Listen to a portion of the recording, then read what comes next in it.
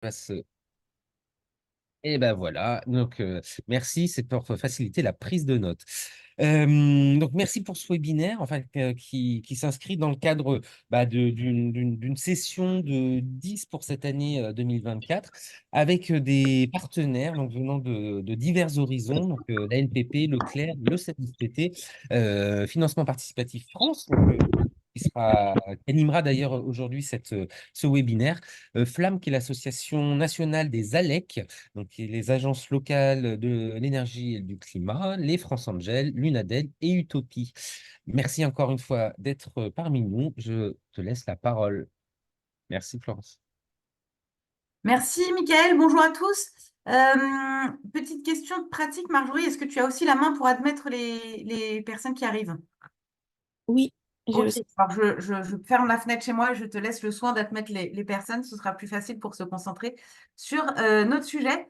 Euh, alors, on va parler ce matin de financement participatif et de valorisation des territoires.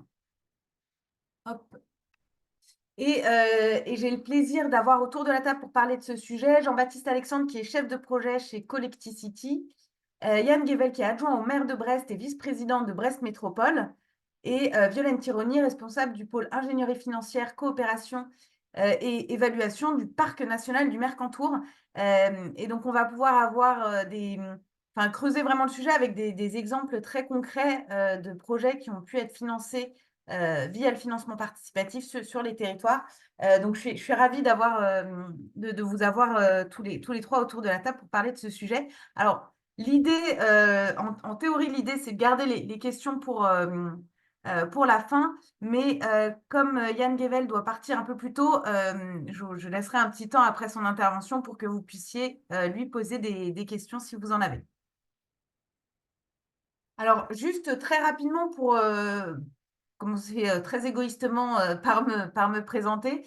Moi, je suis Florence Demopou, je suis directrice de Financement Participatif France, qui est une association professionnelle qui a été créée en août 2012, donc on a quelques années quand même maintenant, et dont l'objectif, c'est de faire de la représentation collective, du plaidoyer, de la promotion et de la déontologie autour des sujets de financement participatif. Donc, on fédère 130 membres au sein de l'association, dont 65 plateformes de financement participatif, parce que oui, il y a un foisonnement d'acteurs du financement participatif ou du crowdfunding en France. Et donc, un certain nombre, pas tous, mais un certain nombre sont adhérents à l'association Financement Participatif France. Alors, qu'est-ce qu'on entend par financement participatif? De quoi on parle quand on parle de financement participatif ou de crowdfunding? Parce qu'on aime bien dans l'univers du financement participatif, on aime bien les anglophones, les anglicismes, pardon, les anglophones aussi, mais surtout les anglicismes. Crowdfunding, crowd pour la foule, funding pour le financement. Donc, le financement participatif, c'est ça, c'est faire appel à la foule pour collecter des fonds.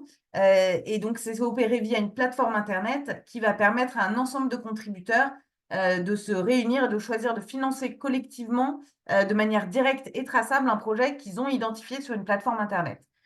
Donc, c'est ça ce qu'on appelle le financement participatif. Et ça recouvre une multitude une variété de projets, de profils de porteurs de projets, de profils, de types de financement absolument impressionnante. En fait, il y a à peu près tout type de financement participatif pour tout type de projet. Donc, vous avez, en fait, on distingue trois grands métiers, le don, le prêt et l'investissement. Le don, donc vous allez avoir du don avec contrepartie ou sans contrepartie, voire même ce qu'on appellerait plutôt de la prévente, parce que finalement, le porteur de projet va présenter va venir proposer au financement le produit ou le service qu'il va commercialiser par la suite. Donc finalement, le contributeur n'est pas tellement dans une démarche euh, comment dire, c'est pas vraiment une démarche charitable, mais c'est vraiment plus je vais préacheter le produit ou le service qui va être commercialisé par la suite. Vous avez ensuite les outils de prêt, donc prêt non rémunéré ou rémunéré ou de l'emprunt obligataire.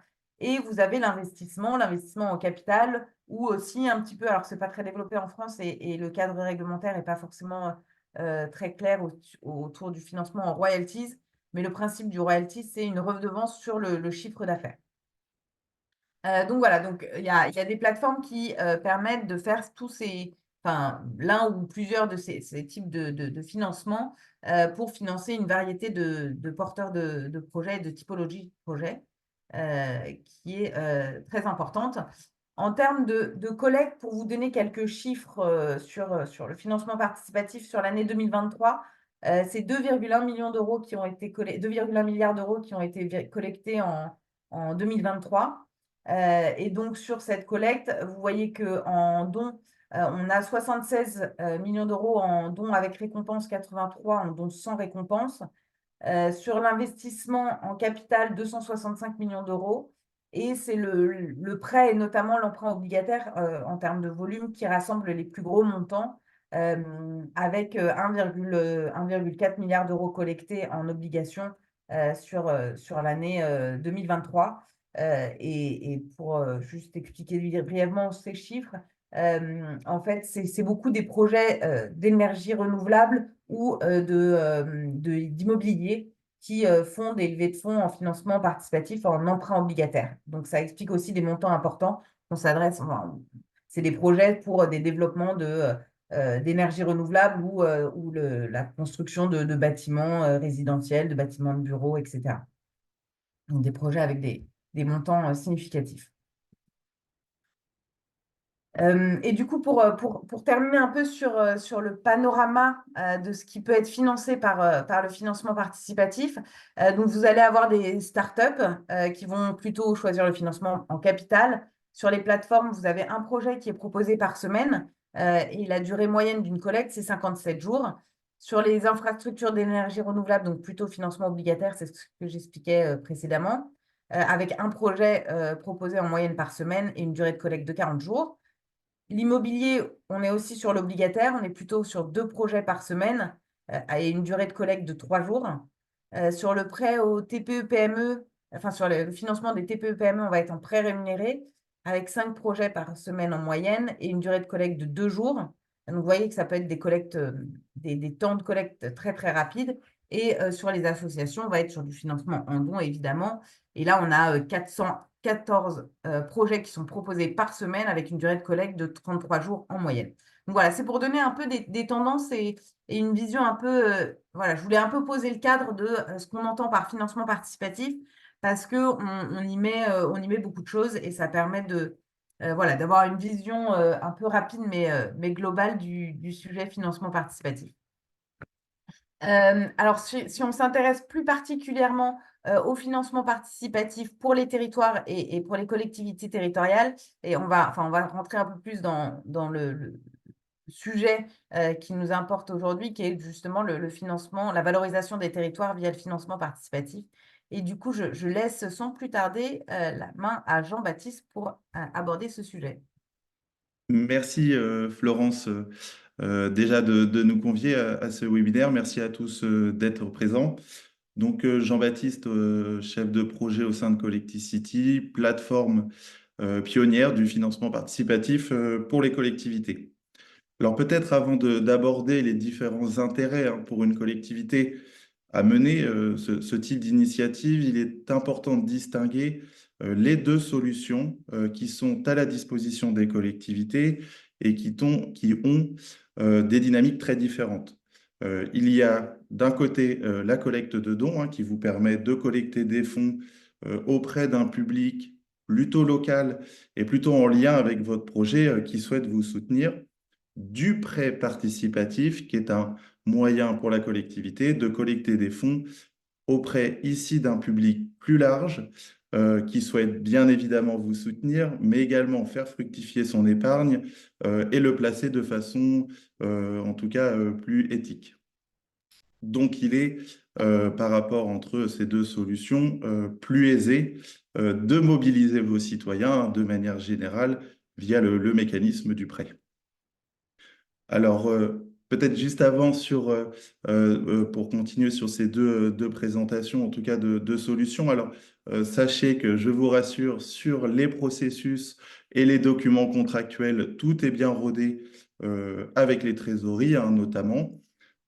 Et du côté des marchés publics, des règles de mise en concurrence, sachez qu'il n'est pas obligatoire pour une collectivité de le mettre en place dans la limite de 40 000 euros hors taxe de rémunération de la plateforme. Alors sachez que certaines collectivités voilà, le font quand même pour des raisons internes qui leur sont propres, que nous avons aussi remportées. Donc, par rapport aux intérêts donc, des solutions, donc rentrons dans le vif du sujet. Je vous propose, c'est de les scinder en fonction des deux solutions qui sont à votre disposition, en tout cas des deux grandes familles de financement participatif qui sont à votre disposition et qui donc ont des intérêts qui sont différents.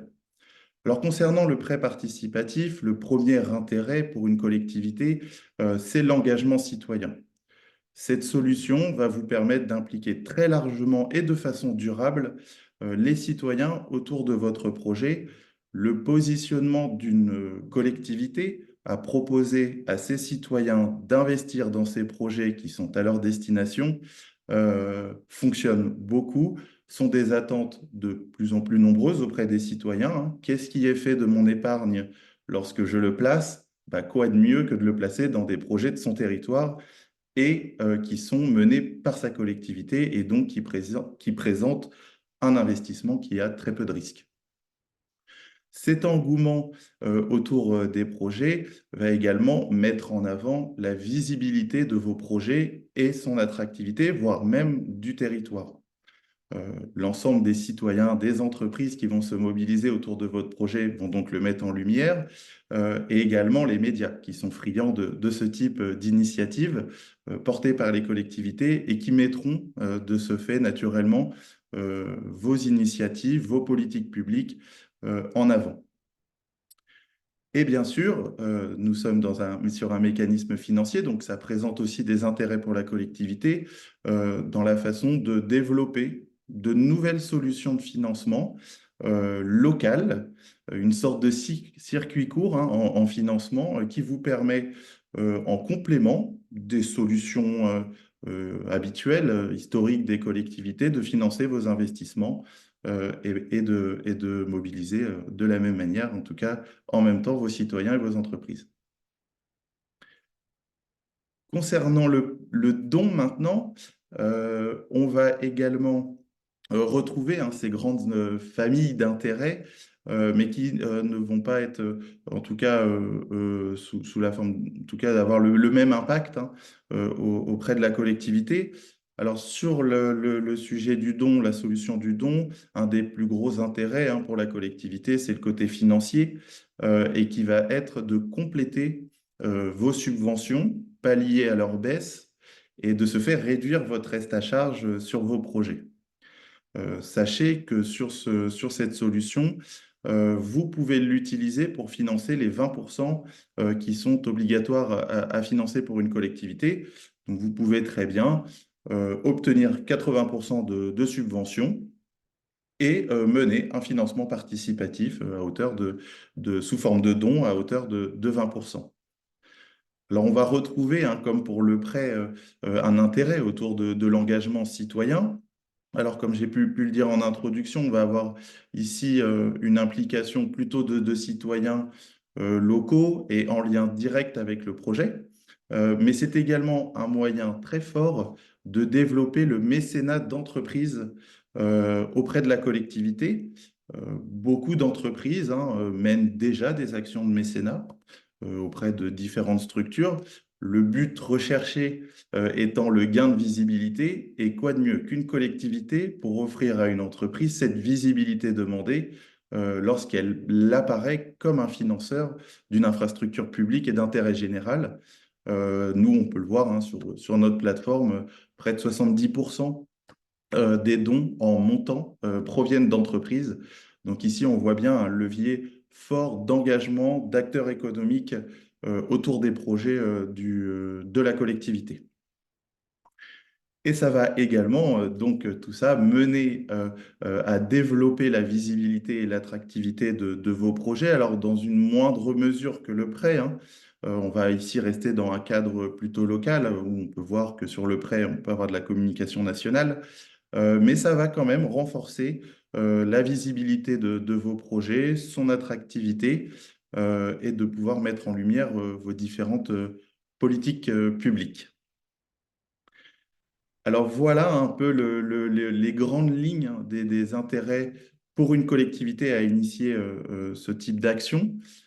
Sachez également qu'en ce moment, l'Université de Bretagne Sud mène un certain nombre d'études, et avec ses enseignants-chercheurs, hein, mène un certain nombre d'études sur le financement participatif des collectivités et qui, justement, visent, en partenariat avec Collectivity, et visent à mettre en lumière ses intérêts, ses objectifs et ses enjeux. Et nous serions ravis, dans ce cadre-là, de pouvoir vous transmettre ces différents résultats d'études qui permettent effectivement d'aller beaucoup plus loin dans tous ces intérêts recherchés par les collectivités, dans les objectifs, tant aussi auprès des contributeurs. Voilà, je vous remercie en tout cas de votre écoute.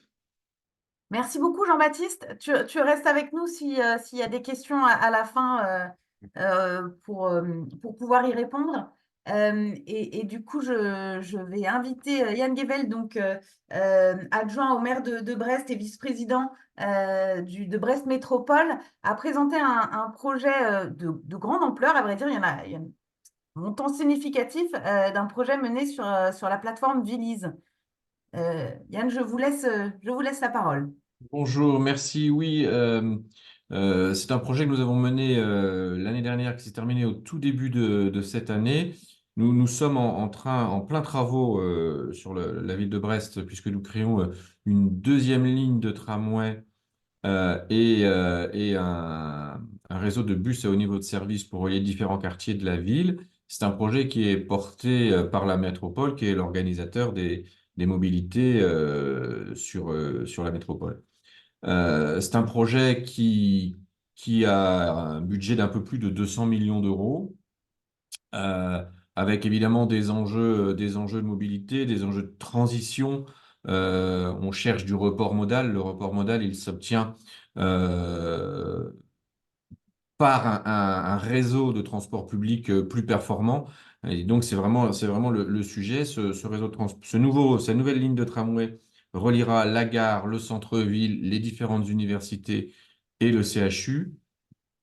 Et puis, le réseau de bus à haut niveau de service reliera la gare, le centre-ville, avec un quartier important en desservant deux des plus grosses cités scolaires, une privée et une publique, de l'agglomération.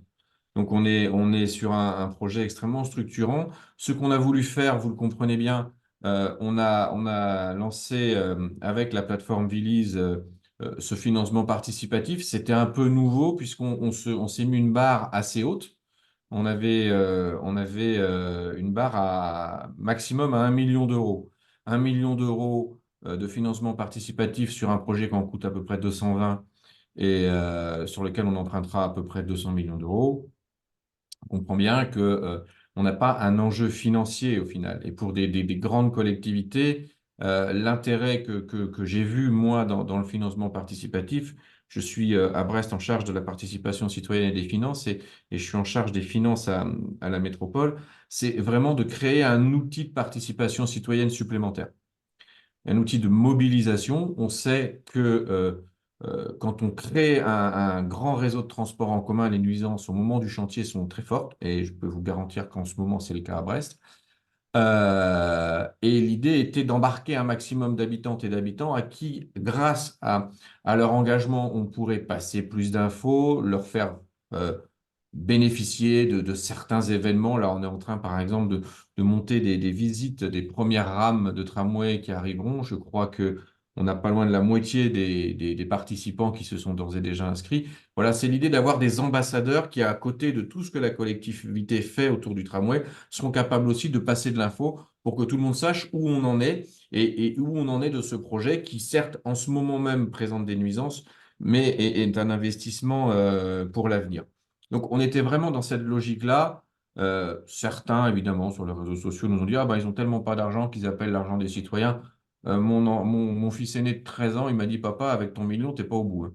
Donc voilà, tout le monde comprend bien qu'effectivement, ce n'est pas le sujet. L'accès bancaire, on l'a. Là, c'est vraiment de la mobilisation citoyenne et je pense que c'est un outil extrêmement intéressant pour cela. Euh, on a eu une mobilisation très importante pour une première fois sur Brest, on a récolté, je pense que vous pouvez passer à la diapo d'après. Euh, voilà, on a récolté 944 000 euros, donc on s'était fixé un maximum à 944 000 et on avait un objectif qui était à 500 000, avec plusieurs jalons. Et on voit bien qu'on l'a largement dépassé. On s'est mis avec des investisseurs qui étaient vraiment prêts à mettre, pour certains, même beaucoup d'argent. Mais en fait, on a limité l'investissement à. Au début, on ne savait pas forcément où on allait, parce qu'à cette échelle-là, je pense que c'était, à mon avis, jamais fait. Enfin, en tout cas, à ma connaissance, jamais fait. On s'était limité à 5 000 euros par investisseur en se disant, moi, ce que je cherche, c'est un maximum d'investisseurs, c'est pas la somme. Euh, Au final, on l'a monté à 10 000 euros. Certains étaient prêts à mettre 100 000 euros, hein. Parce qu'effectivement, c'est un investissement qui a du sens. Et c'est ce qu'a dit Monsieur Alexandre juste avant. C'est un investissement qui a du sens. On a des gens qui sont prêts, qui ont de l'épargne, qui veulent la placer et qui veulent la placer dans des investissements où ils savent où ça va. Hein, on n'est pas sur un fonds commun de placement opaque. On sait exactement où ça va, on sait sur quel territoire ça va et on sait à quoi ça sert et comment ça s'inscrit dans une nécessaire transition écologique. Donc en fait, on avait des gens qui étaient prêts à mettre beaucoup d'argent. On a fini par monter l'investissement à 10 000 euros. Donc on a des investisseurs qui sont allés de 10 euros pour le moins à 10 000 euros pour le maximum. On a 245 investisseurs. 78% viennent de notre territoire. Donc on voit bien que c'est un projet qui parle aux habitants. Et puis c'est un projet sur lequel on a beaucoup travaillé avec la plateforme pour trouver le taux d'intérêt. Donc, on n'a pas un taux d'intérêt qui est extraordinairement élevé. On est au-dessus du taux du livret A pendant 5 ans, puisqu'on est sur 4%, sachant que le livret A va baisser très probablement dès le mois de janvier prochain. Donc, on est sur quelque chose qui est intéressant sans être extrêmement lucratif, hein. Quand il y a des projets de financement participatif autour de sociétés d'énergie renouvelable, en général, les taux d'intérêt sont un peu plus élevés que ça. Là, on est sur l'emprunt d'une collectivité. Très clairement, pour la collectivité, ça coûte un peu plus cher que l'emprunt bancaire. Aujourd'hui, on emprunte à des taux un peu meilleurs, mais ce n'était vraiment pas notre logique. Voilà ce que je pouvais vous dire. Aujourd'hui, les premiers remboursements ont eu lieu, puisque la collecte s'est terminée en juin. Les premiers remboursements ont eu lieu il y a une semaine ou deux, là maintenant. Donc voilà, on est rentré dans le rythme où les habitants enfin, les investisseurs recevront régulièrement de l'information sur notre projet, le projet qu'ils ont financé, recevront aussi régulièrement maintenant les remboursements de ce que nous leur devons. Et nous réfléchissons à l'hypothèse d'autres types, enfin de financement d'autres projets sur notre territoire, parce que je pense que ça a été un vrai succès. On a parlé de communication, on a eu quand même une excellente couverture média avec beaucoup de médias nationaux, télé, radio, presse écrite, qui donne aussi à parler en positif du territoire. En tant qu'élu local, évidemment, c'est quelque chose qui nous est extrêmement important. Voilà, vous avez le plan de la ligne, hein, enfin le plan des deux lignes. Le projet s'appelle Mon Réseau Grandit, puisqu'on avait déjà une première ligne de tramway. Vous avez là les deux lignes, la ligne de tramway en bleu et puis la ligne de bus à haut niveau de service en jaune. Voilà, c'est une ouverture qui est prévue début 2026. Vous avez très bien compris qu'il y a une petite échéance en mars 2026 et que le sujet est quand même que tout ça soit mis en service avant les élections municipales. Mais merci beaucoup, Monsieur Guébel. C'est hyper intéressant. C'est en effet un projet de grande ampleur. On n'en voit pas tant que ça qui collecte pas loin de 1 million d'euros sur des projets territoriaux comme ça. Alors comme vous ne pouvez pas rester avec nous jusqu'à la fin, je vais proposer aux participants de ce webinaire de poser leurs questions s'ils le veulent. Et il y en a une première dans le chat. C'est pourquoi avoir voulu limiter les soutiens? Moi, j'ai compris Le montant. le montant, oui. Oui, c'est parce que je l'ai bien dit, on ne cherchait pas à atteindre un objectif financier. On s'était fixé une limite maximale au-delà de laquelle on faisait un peu la balance entre l'intérêt vraiment mobilisateur de l'outil et puis après ben, les frais financiers hein, qui sont quand même plus élevés que ceux d'une banque, hein. Aujourd'hui, on emprunte à moins cher que ça, puis on emprunte aussi sur du variable, vu les taux d'intérêt fixes en ce moment, c'est un peu plus intéressant. Euh, comment dire, donc ce qu'on cherchait, c'était avoir un maximum de possibilités pour des habitants du territoire d'investir. Comme je l'ai dit, tout de suite, on a eu quelqu'un qui était prêt à investir 100 000 euros. Ben, si on avait fixé une barre à 1 million et qu'on en avait 10 qui faisaient 100 000 euros, ça y est, on avait atteint notre objectif financier, alors même on n'avait pas atteint notre objectif de mobilisation. Donc c'est pour ça on a un peu tâtonné. Je pense que on a atteint le bon niveau à 10 000. Certains nous ont demandé de mettre à 15 000. Moi, j'ai préféré rester à 10 000. Voilà, je pense que c'est un bon compromis. Mais là encore, ça dépend vraiment de ce que vous cherchez à faire. Évidemment, si vous avez un vrai sujet de financement, si vous avez une difficulté à accéder au marché bancaire, ça peut être le cas d'ailleurs de plus petites collectivités qui n'ont pas tous les outils que nous avons à notre disposition. Dans ces cas-là, évidemment, la logique est totalement différente. Et vous aviez du coup un objectif en termes de nombre d'investisseurs ou l'idée c'était d'en avoir beaucoup mais sans nombre défini spécifiquement? Ouais, c'était quand même l'inconnu, hein. Donc, non, s'il n'y avait pas de nombre d'investisseurs, moi, ce que je souhaitais, c'était en avoir le plus possible. 245, c'est pas mal. Ouais, ouais. Alors, il y a d'autres questions sur le chat. Pouvez-vous préciser la différence de coût pour la collectivité? Bah, c'est simple, c'est que ici, on a quand même pas mal de coûts supplémentaires. D'abord, on a un remboursement à 4%, enfin un taux d'intérêt à 4%, là où on emprunte plutôt, parce que c'est une durée courte, hein, on est parti sur 5 ans. Sur 5 ans, on était à ce moment-là à 3,75 chez nous. Donc, on a déjà un taux qui n'est pas le même.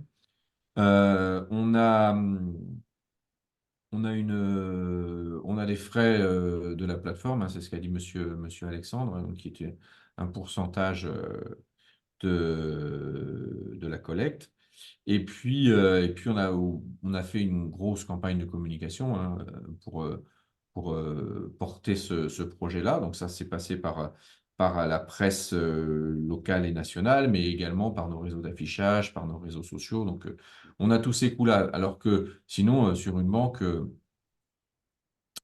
pour en tout cas la métropole, et je sais que c'est pas le même sujet sur, par exemple, certaines communes qui ont difficilement accès au réseau bancaire. Pour nous, j'ai besoin d'1 million d'euros, je lance un appel d'offres, j'ai 5 banques qui répondent, ça prend une semaine, et puis en une semaine, voilà, on prend le moins cher et on signe. Donc on n'est pas dans la même logique. Oui, bien sûr. Et du Mais coup, par contre, je ne connais pas beaucoup de produits financiers qui me permettent de faire le trésor de TF1, quoi. Mon appel d'offres bancaire, ça ne marche pas. et du coup, ça rejoint la question qui a été posée par Michael. Comment vous avez communiqué sur le sujet? Du coup, je comprends qu'il y a eu beaucoup de relations presse qui ont été mobilisées et le service communication de Brest Métropole qui a été mobilisé. Enfin, voilà, est-ce que c'est très chronophage en termes de communication, peut-être pour donner un peu des indices aussi Moi, aux ça collectivités? dépend un peu. La plateforme, elle est capable de vous proposer le package complet.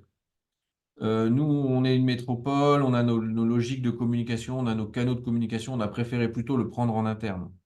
Mais sinon, la plateforme, elle vous le propose. Bon, alors ça veut dire qu'après, ben, forcément, il faut la rémunérer, hein. Je veux dire, tout travail mérite salaire. Euh, ouais, c'est un projet important. C'est un projet, c'est pas très, très chronophage, mais c'est un projet qui a nécessité du temps de travail, effectivement, du service com pour faire les visuels, pour les porter sur nos différents canaux de communication, qui a nécessité aussi du travail du service relations presse pour euh, faire passer l'information dans les médias et avoir des retours en demande d'interview ou différents retours médias. Ouais. ça se travaille, c'est sûr. Ouais, ouais. Alors, une question. Brest Métropole a une politique de soutien à l'économie sociale et solidaire. La collectivité a-t-elle cherché une plateforme de financement statut ESS? Non, on n'est pas parti là-dessus. Je pense que vu l'ampleur du projet, je suis pas sûr qu'on aurait trouvé la même chose parce que euh, là, en s'adossant à une plateforme qui avait déjà travaillé les choses, ça a été dit aussi par Monsieur Alexandre, il y a un passage qui est nécessaire par la trésorerie pour valider la convention. Ça s'est fait en une journée, quoi. Voilà, on était sur des choses qui étaient déjà éprouvées, ça roulait. On n'est pas parti sur l'ESS, tout simplement aussi parce que on avait rencontré deux acteurs, hein, Collective City et puis Vilis. On est parti avec Vilis, mais on aurait très bien pu partir avec Collective City aussi. Voilà, ça a été un choix au final lié à différents aspects qu'on a pu, pardon, que l'on ait pu se croiser sur des salons, etc. Je profite aussi d'un petit moment de promo pour dire qu'il y a un certain nombre de plateformes qui sont adhérentes à Financement Participatif France. Je pense que ça représente à peu près 95% des volumes collectés par les plateformes qui sont adhérentes. Et du coup, Vilise et Collectivity sont évidemment adhérentes à FPF et du coup s'engagent sur des règles de bonne pratique et de déontologie. Voilà, Voilà, on vérifie vraiment tout le sérieux de la plateforme. C'est important parce qu'on va s'engager sur 5 ans. Il faut qu'on puisse s'assurer que les remboursements pourront être portés pendant les 5 prochaines années. C'est très important. Je vois qu'il y a une question sur comment on fait pour le remboursement. C'est simple, hein, c'est la plateforme qui gère les remboursements directement aux particuliers. Nous, en fait, on émet des mandats, hein, qui viennent, que la trésorerie paye à la plateforme qui, elle, après, va gérer les remboursements directement. Fort heureusement, on n'a pas à gérer les relations en direct avec les 245 investisseurs, ce qui serait alors pour le coup très très lourd. Et c'est vraiment tout l'intérêt de passer par une plateforme. Oui, oui, oui, c'est l'objectif de la plateforme de pouvoir digitaliser et gérer la collectivité, justement. Mais du coup, sur cette question, parce que j'ai cru comprendre, enfin, pour rebondir aussi sur cette question, j'ai cru comprendre que le projet n'est pas encore fini. En fait, vous êtes en train de rembourser un projet qui n'est pas encore commercialisé, si je puis dire. Euh, et du coup, ça, c'est faisable quand même. Ah bah, c'est pas commercialisé, mais je peux vous garantir qu'on décaisse, hein. Parce que on est en plein chantier. Donc oui, oui, on est en train on finance notre projet et on le rembourse. Et on a déjà emprunté aussi à des banques plus classiques. Et on a déjà commencé à rembourser également nos emprunts. Ce Mais parce projet, que je veux dire, c'est que vous remboursez avant qu'il y ait une rentrée d'argent. ah oui, mais sur un projet de ligne de tramway, jamais on aura une rentrée d'argent qui financera le tramway. Jamais, c'est impossible. Quand une collectivité investit sur une ligne de tramway, elle sait que structurellement, euh, on ne peut pas le rembourser. Ça reste, enfin, on peut pas le rembourser avec les rentrées de tickets voyageurs. Ce que je veux dire, c'est que si derrière, c'est financé euh, par un impôt dédié qui s'appelle le versement mobilité, hein, qui est payé par les entreprises de plus de 11 salariés, et puis éventuellement les recettes voyageurs si elles permettent de dépasser le coût de fonctionnement, et sinon c'est le budget général qui vient compléter le budget des mobilités, hein. C'est structurellement, c'est structurellement déficitaire. Les recettes voyageurs ne peuvent pas couvrir le fonctionnement d'un grand réseau de transport urbain. On pourrait après aller sur des débats assez philosophiques sur la gratuité versus le réseau payant. Il y a un vrai sujet, c'est que un réseau de transport urbain coûte très cher à la collectivité auquel il est adossé.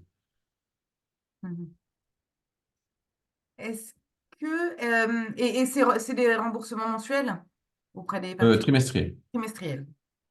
Ça, c'était un sujet qu'on a abordé. Pareil, le truc qui est important, c'est la durée d'investissement. Moi, je suis le vice-président aux finances de la métropole. J'ai l'habitude d'emprunter sur 15, 20, 25 ans. Au-delà, c'est plus rare, mais là, sur un réseau comme ça, on va emprunter sur 40 ans. Et donc, quand j'ai rencontré les plateformes, on en était à se dire, bon, bah, on va emprunter sur une dizaine d'années. Ils m'ont dit, oh là là, mais l'horizon d'un investisseur en France, c'est l'assurance vie, 8 ans. Ça, c'est de l'horizon le plus lointain. Et après, je me suis remis dans ma tête à moi, et effectivement, oui, oui, je vois pas beaucoup plus loin que ça. Et donc, on s'est mis un peu en dessous, et on s'est dit que 5 ans, c'était pas mal. Il faut être sans doute au-dessus du livret A. En tout cas, si le livret A un taux intéressant, en ce moment, c'est 3%, il faut être au-dessus, sinon, c'est pas intéressant non plus. Voilà, et on vise pas forcément que des gros investisseurs. Est-ce que vous avez d'autres questions autour de la table? On peut encore prendre une ou deux questions si vous le souhaitez. Alors, soit via le chat, soit vous levez la main et vous activez les micros.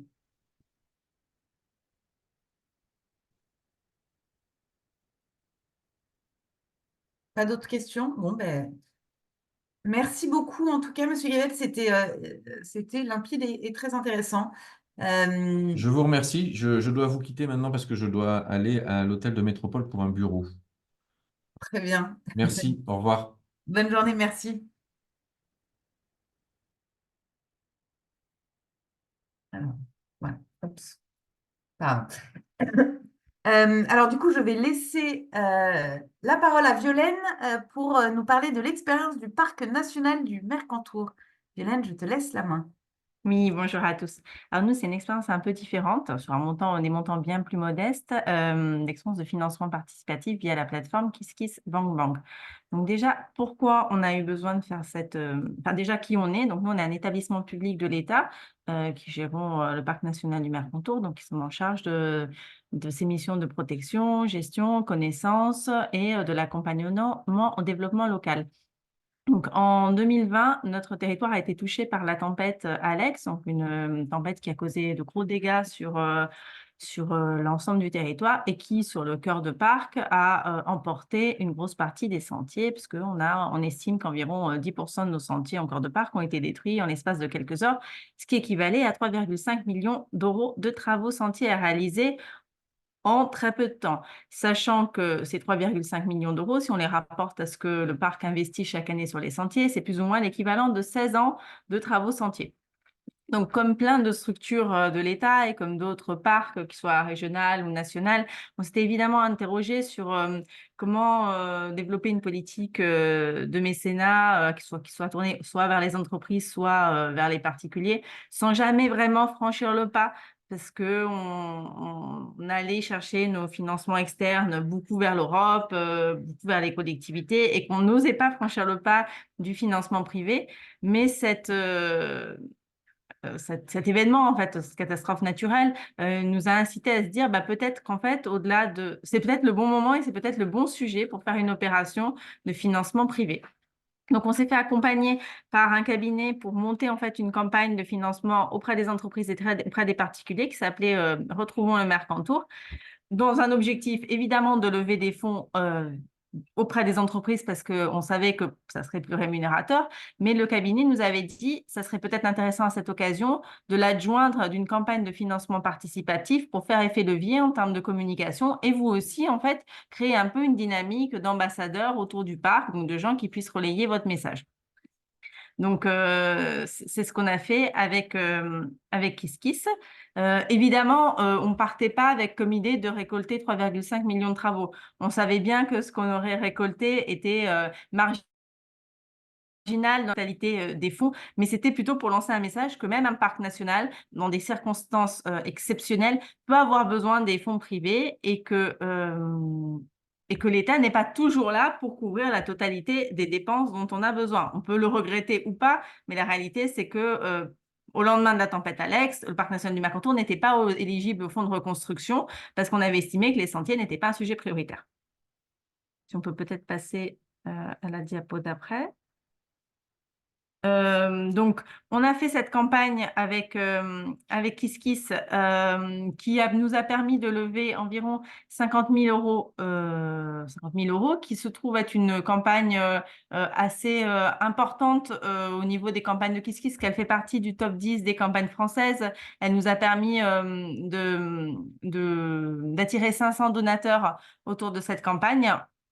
Et ça nous a vraiment permis de créer un peu un effet réseau autour du territoire du parc, parce que les gens ont donné au pays. On avait des messages de retour, il y avait vraiment une volonté de participer à l'action du parc et d'avoir enfin l'impression de pouvoir aider l'établissement public. Alors, un parc national, c'est pas forcément comme un parc régional. Un parc régional, c'est une situation de proximité avec son territoire. Un parc national, c'est encore beaucoup vu comme un outil de l'État imposé sur les territoires et qui fait peu d'actions de développement local, va peu vers son territoire, a peu de moments d'échange. Et finalement, cette possibilité donnée à des citoyens de contribuer aux missions du parc était plutôt bien vue et a suscité en fait un vrai engouement. Et ce qu'on a remarqué, c'est qu'on disait tout à l'heure que souvent les donateurs, c'est des gens très proches en fait de la sphère, donc des gens qui connaissent le territoire. Nous, on a vu un engouement assez large en fait. Il y avait évidemment des locaux, mais il n'y avait pas que des locaux. Il y a eu des gens qui étaient très éloignés du parc, peut-être probablement qui étaient des randonneurs, qui venaient en vacances sur le territoire du parc et qui avaient envie de donner. Mais on a aussi vu en fait des gens venir directement de la plateforme KissKissBankBank, d'être informés de cette campagne via la plateforme KissKissBankBank et de venir directement sans lien direct avec le parc national. Donc, notre campagne, après l'avoir analysée, on voit que c'est une campagne qui est peu classique. Normalement, dans une campagne de financement participatif classique, en gros, on fait appel à notre premier cercle, donc les gens qui nous sont proches pour lancer cette campagne. Elle part très fort et puis elle a un moment où elle stagne et après, elle a nouveau pic en fait qui est en fin de campagne. Nous, ce n'était pas du tout ça parce qu'en tant qu'établissement public, première chose, nous n'avions pas de ce premier cercle. Donc, on n'a pas d'amis du parc, on n'a pas de relations de proximité qui soient avec des entreprises ou qui soient avec des habitants. Donc, on a dû bricoler le démarrage de cette campagne. Et après, en fait, on a fait des pics vraiment liés en fait à la couverture médiatique de cette opération. Donc, qui étaient soit de la couverture locale, soit de la couverture nationale, qui ont permis des pics et des rebonds de campagne comme ça, tout du long. Donc, c'est une espèce de campagne à vagues qu'on a fait dans le cadre de cette opération-là, qui est assez inhabituelle dans le cadre des campagnes de KissKissBankBank. Donc, nous, du coup, ça nous a effectivement permis de renforcer les liens avec notre grand public. Et l'autre effet indirect, c'est que cette campagne a fait venir des entreprises qu'on n'est pas allé solliciter nous directement, mais qui, parce qu'ils en ont entendu parler dans les médias ou parce que des salariés en avaient entendu parler, ont fait remonter en interne ce projet de Retrouvons le Mercantour et ils nous ont financé via soit les fondations d'entreprise, soit directement des donations d'entreprise. Donc, ça nous a permis d'attirer quelques mécènes entreprises. Et par ailleurs, évidemment, on a pu utiliser ces fonds comme autofinancement parce que voilà, on parle de 50 000 euros. 50 000 euros, c'est rien du tout dans 3,5 millions. C'est l'équivalent d'un gros chantier sentier sur une portion de 300 mètres de sentier, parce que c'est de ça dont on parle. Mais pour autant, ponctuellement, on a pu utiliser ce financement-là comme autofinancement et ça nous a permis d'aller lever des subventions publiques, parce que les subventions publiques rarement financent à 100%. On peut avancer.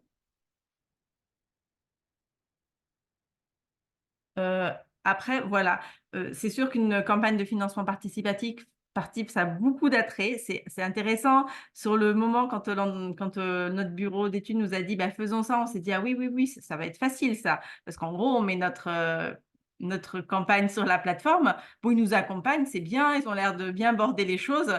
Et puis après, on récolte le financement. Ils nous avaient prévenu que ça serait pas exactement comme ça, mais malgré tout, quand on fait sa première campagne de financement participatif, qu'on la gère en interne, on ne se rend pas compte du côté chronophage. Même si on a été prévenu, on ne se rend pas compte que c'est beaucoup de communication. Une campagne de financement participatif, c'est avant tout de la communication. Donc, c'est être présent sur nos réseaux sociaux pour relancer, répondre aux donateurs pour essayer d'alimenter un peu la page, mettre des newsletters, essayer d'attirer la presse parce que nous ne disposons pas de ces cercles qui soient ni premier ni deuxième cercle. Il fallait qu'on aille toucher en fait ce qu'on appelle le troisième cercle, donc des gens qui ne sont pas proches du tout du Mercantour. Donc, on a dû faire un gros travail de relations presse pour essayer d'avoir des articles. Et surtout après, dans le cadre d'une campagne de financement participatif, on a toute la partie contrepartie, il faut gérer l'envoi de ces différentes contreparties. Par ailleurs, en tant que structure publique aussi, on est donc effectivement, comme ça a été rappelé, on n'est pas soumis au fait de faire des marchés publics et nous, on l'a pas fait. On avait quand même mis en concurrence les différentes plateformes pour essayer d'avoir un cadre de mise en concurrence quand même minimal. Mais pour autant, après, il est nécessaire d'éditer une convention de mandat entre la plateforme et le receveur du don, donc en l'occurrence le parc national. Et ça, finalement, c'est assez lourd. On pense que c'est assez simple, mais nous, ça nous a nécessité plusieurs mois pour aboutir à une convention de mandat. Pour la simple et bonne raison que c'est très aléatoire, mais en fonction des agents comptables, il y a une certaine frilosité à signer ces conventions de mandat qui sortent un peu du cadre des conventions habituelles que les agents comptables ont l'habitude de signer. Et nous, cette convention de mandat nous a énormément occupés. Et pour l'anecdote, on a eu la convention de mandat signée 3 mois après la fin de la campagne. Donc, clairement, si nous n'avions pas eu cette convention de mandat qui est signée, on aurait été dans l'obligation de restituer les dons aux donateurs. Donc, en fait, on a mis plus de 9 mois à signer une convention de mandat. Et après, je pense que ce qu'il faut vraiment savoir et auquel il faut être vigilant quand on lance une campagne de financement participatif, c'est que contrairement à de la recherche de financement public où ça peut-être relève de compétences très spécifiques, là, on va avoir besoin d'un panel de compétences. Donc, il faut être dans une structure ou en tout cas avoir l'appétence de vouloir travailler en mode projet parce que ça nécessite des compétences aussi bien de communication, aussi bien d'ingénierie financière, aussi bien d'implication citoyenne. Donc, c'est assez large comme nécessité de compétences et il faut être en capacité de s'organiser sur un temps qui est court, mais très vite en mode projet. Et enfin, évidemment, si maintenant on fait le parallèle entre ce que ça nous a rapporté, et pour autant c'est une grosse campagne de financement participatif, les 50 000 euros, par rapport à ce qu'on a levé en fonds publics, c'est pareil. Donc, évidemment, on est sur des montants bien plus faibles, mais c'est comme l'exemple donné précédemment sur le tramway de Brest. On est sur des montants très faibles, en fait. Nous, les 3,5 millions, on les a couverts quasiment en totalité en financement public.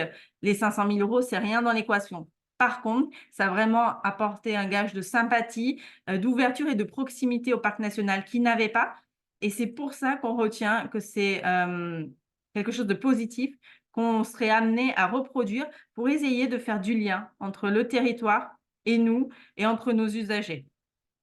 Et par ailleurs, enfin, on est donc maintenant en 2024, malgré ce succès et les bonnes relations qu'on a pu mettre en place avec la plateforme, on n'a pas reproduit l'expérience, pas parce qu'on n'a pas envie, mais parce qu'on arrive. C'est difficile d'identifier un sujet porteur. Donc, on se dit, quel sujet peut encore donner envie? On reste un établissement public qui est financé par l'État, donc on veut venir sur un sujet où il n'y aura pas de controverse, où on n'aura pas des messages sur les réseaux sociaux qui diront « non, mais vous êtes établissement public, c'est pas à nous, citoyens, d'aller vous financer vos actions, demandez à l'État. » Donc, on veut vraiment essayer d'identifier un sujet qui soit assez porteur et qui soit émotionnel. La campagne de financement participatif, Retrouvons le Mercantour, elle a fonctionné parce que le discours de cause était construit pour donner de l'émotion aux gens et leur dire c'est vos sentiers, c'est votre territoire, c'est vos chemins de vie, contribuez parce que ils vous appartiennent. Donc, pour refaire une opération similaire, il faut qu'on arrive à trouver un sujet qui soit autant émotionnel et qui arrive à toucher de tout en chacun en se disant mais en fait ça m'appartient et donc parce que ça m'appartient, j'y contribue. Voilà, je pense que est-ce que c'était la dernière diapo? Oui. Oui. Oui, voilà. Merci beaucoup, Violaine. Hyper intéressant. Et je pense que du coup, ton dernier commentaire a répondu à la question qui a été posée sur le chat. Comment identifie-t-on un sujet porteur? Quels critères? Tu l'as dit, hein, il faut pouvoir s'identifier au projet et y voir la proximité pour le particulier, en effet, qui va contribuer. Hyper intéressant. Est-ce que vous avez des questions autour de la table? Sinon, j'en ai plein, mais est-ce que vous avez des questions à poser? Alors, soit à Violaine, soit à Jean-Baptiste aussi sur leur intervention respective. Alors peut-être juste pour compléter la réponse sur comment identifier un sujet porteur, effectivement, tout ce qui a pu être dit par Violaine est exact. Alors après, nous, on a pu le voir auprès de certaines collectivités avec une stratégie qui est d'impliquer les entreprises. Ici, beaucoup de projets sont porteurs dans le sens où l'entreprise, elle recherche de la visibilité. Donc, pour une collectivité qui a un réseau, ou en tout cas un tissu économique assez large, elle peut effectivement initier des collectes de dons dans cette logique de développer un réseau de mécènes, et ce pour beaucoup de projets. en lien avec la transition, la mobilité, le réaménagement du cœur de ville, une école, ou encore tout autre projet qui peut donner de la visibilité à l'entreprise et qui est à destination des acteurs citoyens du territoire. Voilà, petite précision, mais effectivement, si on veut associer les citoyens particuliers, ici, il faut un projet avec beaucoup d'affect pour pouvoir fédérer un maximum. Donc après, voilà, c'est par rapport à l'identification des stratégies avec la collectivité qu'on identifie les projets et qui on va mobiliser et qui on va cibler, entre guillemets. Et est-ce que, Violaine, est-ce que ça vous a amené plus de visiteurs sur le territoire, cette campagne? Est-ce que vous avez vu votre... Non. Non. Non, non, parce que je pense que les gens qui ont donné, soit ils connaissaient le Mercantour vraiment et donc ils avaient l'habitude d'y aller, donc ça n'a pas changé leurs habitudes. Soit en fait, on a eu beaucoup de gens qui avaient donné, qui habitaient loin, qui étaient plutôt... Enfin, parce que certains, on a eu des contacts avec eux, plutôt des personnes âgées. Donc, c'est pas forcément amené, qui avaient donné comme ça, en fait, par Oui. envie de donner. Donc, ça n'a pas attiré. Puis, c'était vraiment pas le but qu'ils viennent en masse sur les sentiers. D'accord. Et du coup, c'était la campagne a duré combien de temps et quel était le ticket moyen du... Alors, la campagne, elle n'a pas duré ce qu'elle aurait dû durer. Normalement, je crois que c'est 1 mois et demi, 2 mois, enfin max. Nous, on l'a fait traîner parce qu'en fait, on a fait tout ce qu'il fallait pas. On a fait commencer notre campagne mi-juin, genre ce qu'on ne fait pas, et on l'a fait se terminer au 2 octobre. Donc, c'était une longue campagne. Pourquoi? Parce que nous, on voulait absolument qu'elle se fasse dans l'été, malgré le fait que KissKissBankBank nous avait dit non, mais l'été, on ne fait pas de campagne, au mois d'août, c'est mort. Mais nous, on voulait la coupler au moment où, en fait, les gens iraient potentiellement sur le territoire et ils verraient les dégâts. Donc, c'est un peu la période un peu importante pour le parc, même en termes de communication, c'est là où il y a le plus de com autour du Mercantour. Et on a voulu la faire traîner jusqu'au 2 octobre, qui était la date d'anniversaire pour une raison symbolique. Après, on l'a fait traîner de mi-septembre à 2 octobre, il ne s'est plus rien passé. Et le panier moyen, il était à 25 euros, je crois. D'accord. 30 euros. Ça partait vraiment de petits dons de 5 euros et on a eu en financement, pas d'entreprise, jusqu'à 1500 euros. Un donateur qui a donné 1500 euros. Avec 4-5 dons à 500 euros. Sachant que vous Non, pouviez... pardon, j'ai dit une bêtise, excuse-moi, j'ai dit n'importe quoi. Le don moyen, il était à 100 euros. D'accord. 100 euros entre 5 et 1500 Ouais, euros c'est pour ça. les côtés particuliers. Sachant que vous pouviez mettre des reçus fiscaux pour les dons... Oui, on a émis des reçus fiscaux. Et tu as parlé de D'accord. contreparties aussi. Quelles étaient ces contreparties? On avait alors tout type de contrepartie. On avait de la carte postale à l'organisation de webinaires, à un t-shirt édité spécialement en précommande pour l'occasion et où c'était marqué «Retrouvons le Mercantour». Clairement, on a passé beaucoup, beaucoup de temps sur ces contreparties, sur imaginer ces contreparties. Et finalement, on s'est rendu compte que les gens n'avaient pas donné pour leurs contreparties. Il y en a beaucoup qui ne les ont pas réclamées. Sur les dons, sur les contreparties matérielles type webinaire où il y avait des sorties randonnées organisées, les gens ne sont pas venus. Et quand ils ont été relancés, ils nous ont dit non, mais moi, j'ai choisi ça parce qu'il fallait choisir un truc, mais je m'en fiche, je ne veux pas avoir quelque chose. Donc, ne m'envoyez rien. Donc, donc, je pense qu'en fait, si c'était à refaire, on passerait moins de temps sur ces contreparties. Parce que nous, après, en post-envoi, on y a vraiment passé énormément, énormément de temps. Oui.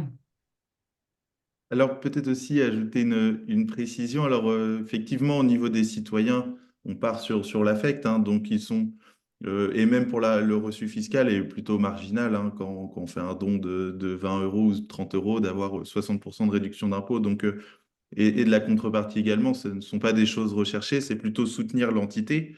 Alors pour le coup, pour les entreprises, hein, là, la dynamique est également différente parce que les dons sont plus élevés, donc le reçu fiscal est évidemment important. Et les contreparties le sont également, hein, parce que, et d'ailleurs, ça a fait l'objet une étude qui avait été menée par l'Université de Bretagne et qui a montré que le premier intérêt pour une entreprise à faire un don à un établissement public, c'est la valorisation de son image sur le territoire. Et donc, la contrepartie est très importante, c'est à partir de combien d'euros on va offrir quel type de visibilité à l'entreprise. Alors, bien sûr, ça doit être normé, hein, il y a des règles au niveau en tout cas, au niveau des impôts, hein, donc il faut faire attention à ce que ça reste des contreparties symboliques, hein, Et donc tout ça, c'est à valider si besoin, voilà, avec la DGFiP. Mais en tout cas, effectivement, pour les citoyens, pas forcément très important. Pour les entreprises, ça peut conditionner des dons qui sont multipliés par 10, le fait d'avoir une contrepartie qui les mette en valeur, si vous voulez.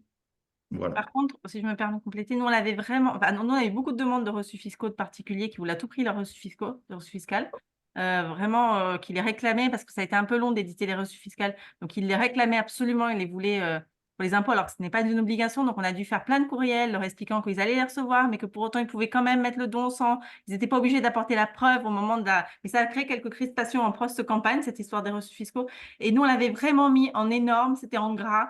Que en gros, lorsqu'ils donnaient, enfin, on avait fait la conversion. Donc, vous donnez ça, mais en fait, en vrai, c'est ça qui sort de votre porte-monnaie une fois la déduction fiscale faite. D'accord.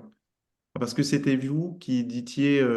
Eh ben, à l'époque, en fait, c'était nous qui les éditions. Maintenant, c'est plus comme ça sur KissKissBankBank, mais à l'époque, ils n'avaient pas le module encore actif. Donc, c'est nous qui les avons édités à la main et qui les avons transmis.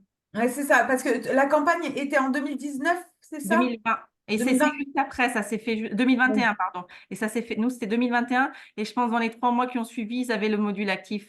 Oui, mais je pense que par rapport à ton retour d'expérience aussi sur, qui est hyper intéressant, mais sur la difficulté sur l'édition de la convention de mandat, sur justement la gestion des reçus fiscaux, je pense que vous avez aussi pas mal défriché.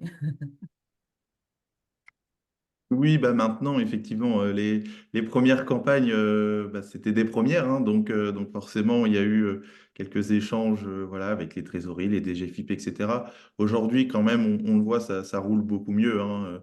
Les conventions ont été plus ou moins normées.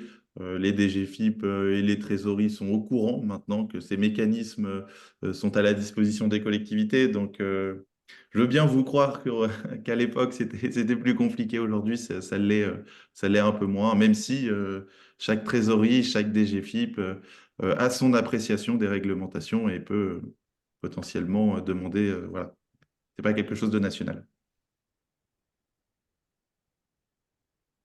Est-ce que vous avez des questions à poser à nos intervenants?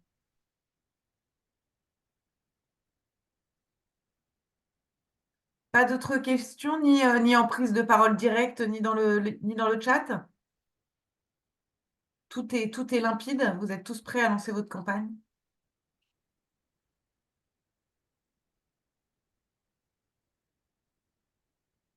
Ok.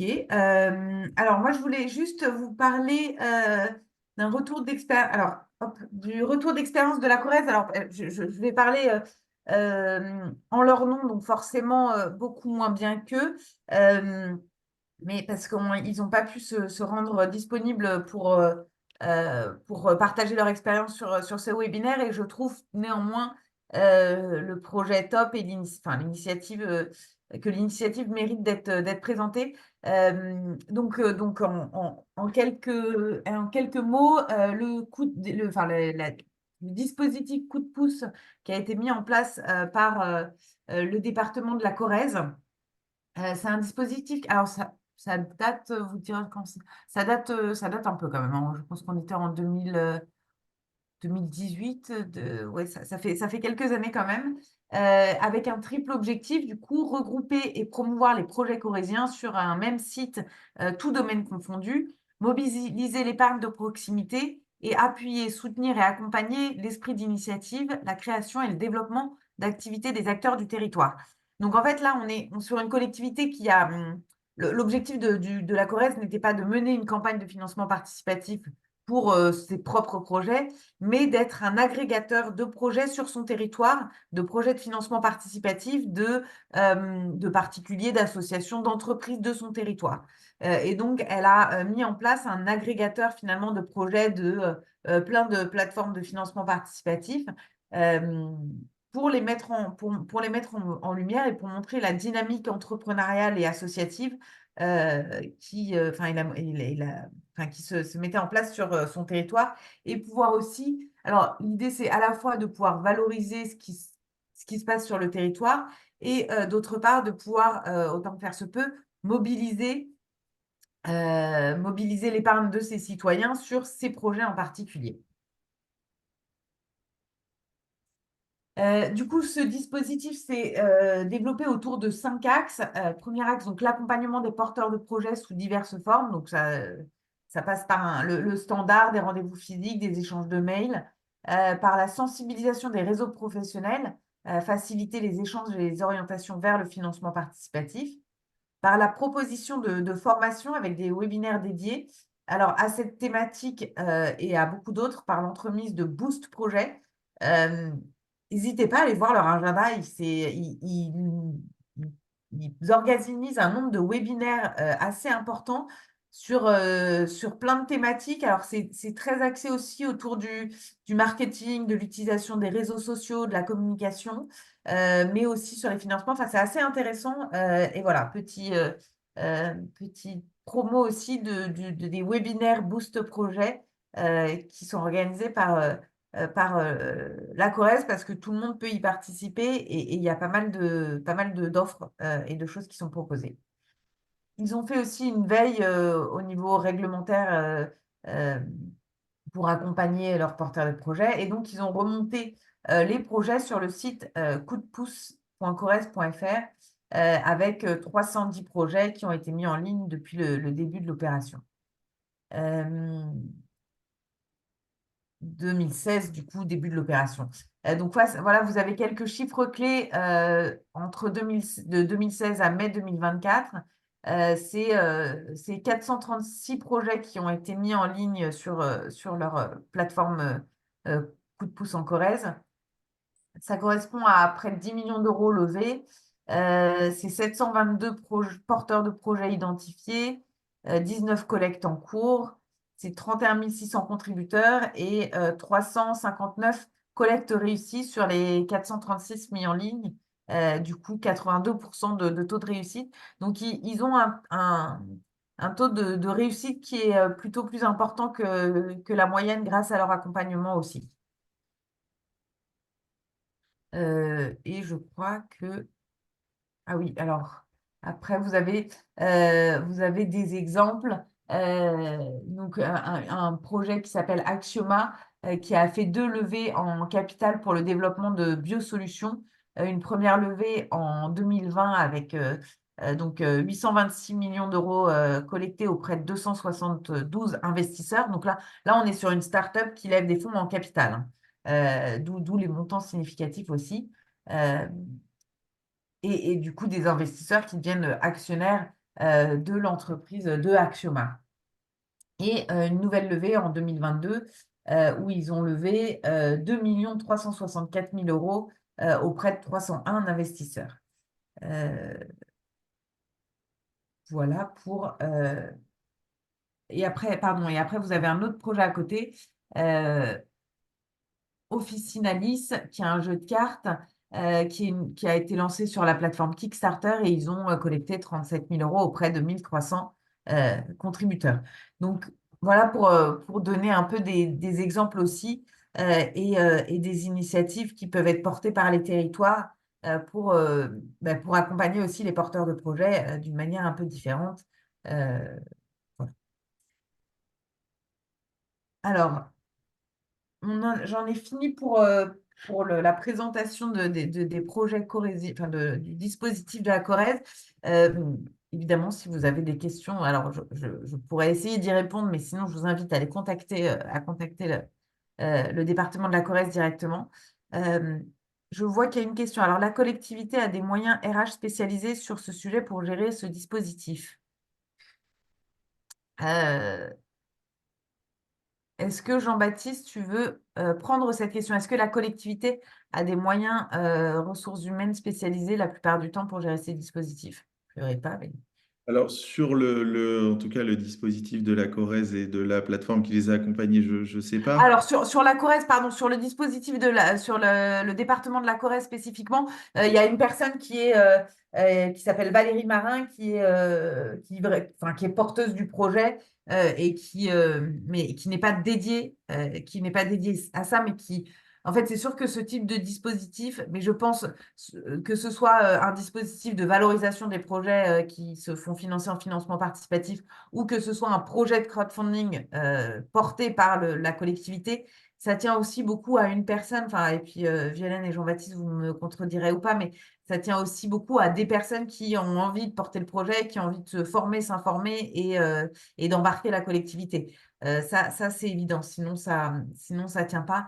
Et là, la Corrèze, le président de la Corrèze a été hyper impliqué, hyper moteur.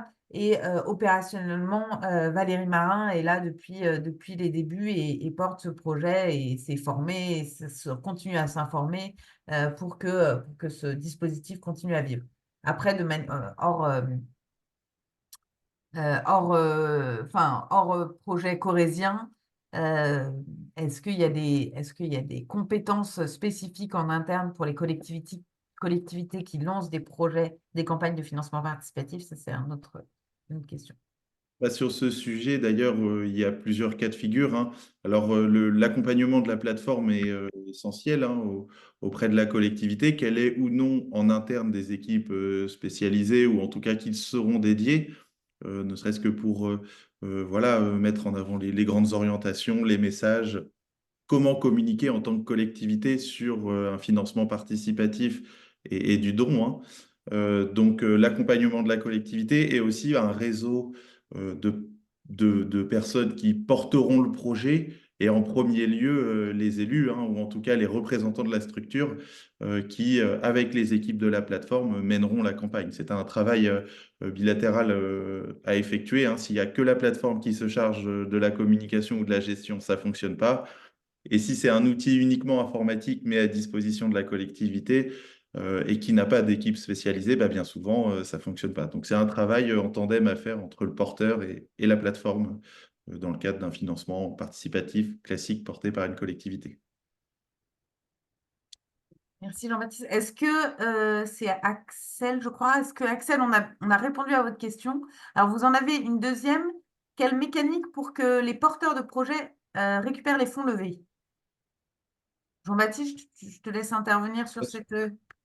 Sur la mécanique, alors c'est la plateforme, hein, qui va recueillir les dons. Alors tout à l'heure, Violaine parlait d'une convention de mandat. Alors cette convention de mandat habilite la plateforme en question à pouvoir recueillir soit des dons ou des prêts, hein, d'ailleurs, pour le compte de la collectivité, hein, qui, dans le cas de figure de Collectivity en tout cas, sont séquestrés sur un compte, un portefeuille électronique qui est dédié au porteur de projet. Donc le Alors, porteur dans tous les cas, hein, d'ailleurs, toutes les plateformes, pardon, je me permets de t'interrompre parce que c'est vrai que c'est quand même, ça me semble être une mention importante, mais les plateformes de financement participatif ne sont pas, enfin, sauf à avoir un agrément dédié, elles ne sont pas habilitées à collecter des fonds pour le compte de tiers. Donc, elles ont toutes un partenaire prestataire de services de paiement euh, qui a l'agrément pour encaisser les fonds. Donc, techniquement, aucun financement ne passe par les comptes bancaires des plateformes. C'est des comptes séquestrés par un prestataire dédié. Euh, voilà, je crois aujourd'hui que seul il y a Eloasso qui ont demandé à être établissement de paiement et à pouvoir faire l'encaissement aussi. Mais sinon, toutes les plateformes passent par des prestataires dédiés. Voilà, très, très bien. Et donc, à la clôture de la campagne, hein, si les objectifs sont respectés, bah, les fonds sont virés à la trésorerie ou en tout cas sur le RIB qui a été renseigné en fonction du porteur de projet. Et après, selon les plateformes, différents éléments sont mis aussi en place. Dans le cadre du prêt, par exemple, c'est la plateforme qui gère les contrats de prêt en ligne. Les reçus fiscaux sont édités et envoyés au porteur de projet. Donc voilà, il y a en complément de ce virement bancaire tous les sujets administratifs derrière qui sont aussi gérés par la plupart des plateformes de manière générale. Et sinon, sur les mécanismes, comme a pu aussi le dire Florence en introduction, bah, sur le don, c'est du don. Sur le prêt, il y en a plusieurs, prêts rémunérés, prêts non rémunérés, voilà, qui sont à la disposition des collectivités.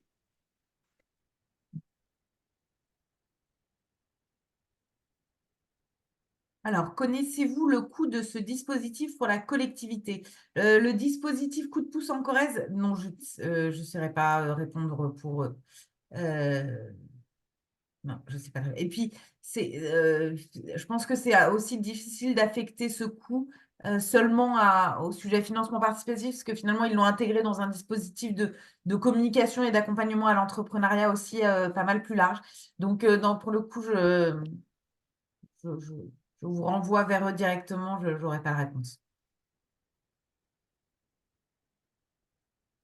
Est-ce que vous avez d'autres questions?